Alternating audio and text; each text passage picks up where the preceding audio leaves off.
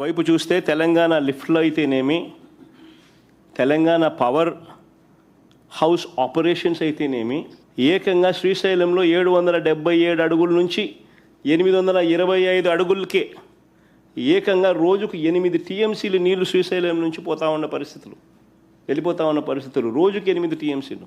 ఆంధ్ర రాష్ట్ర పరిస్థితి చూస్తే శ్రీశైలంలో మన పరిస్థితి ఏమిటి అని అంటే, ఫుల్ రిజర్వాయర్ లెవెల్ 881 అడుగులు అయితే, 885 అడుగులు ఫుల్ రిజర్వాయర్ లెవెల్ అయితే, ఆంధ్ర రాష్ట్ర పరిస్థితి ఏంటంటే 834 అడుగుల్లో మల్యాల దగ్గర ఒక చిన్న లిఫ్ట్ 0.33 టీఎంసీ, 0.3 టీఎంసీ. ఇంకొక చిన్న లిఫ్ట్ 795 అడుగుల్లో ముచ్చుమర్రి దగ్గర ఇంకొక 0.33 టీఎంసీ. అంతే మన కెపాసిటీ.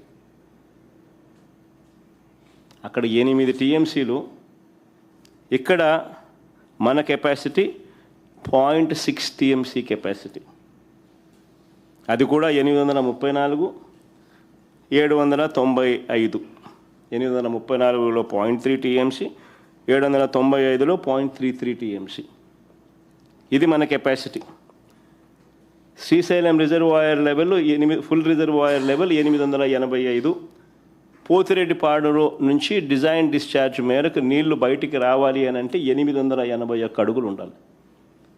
నేను అడుగుతా ఉన్నా,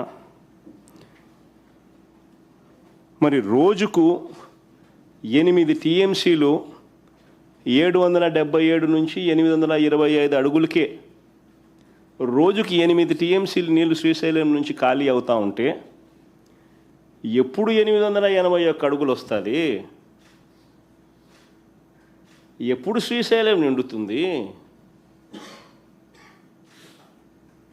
ఎప్పుడు నీళ్ళు వస్తాయి? ఎన్ని రోజులు వస్తాయి? మరి కిందున్న రాయలసీమ అయితేనేమి, నెల్లూరు అయితేనేమి, ఈ ప్రాంతాల పరిస్థితి ఏమిటి?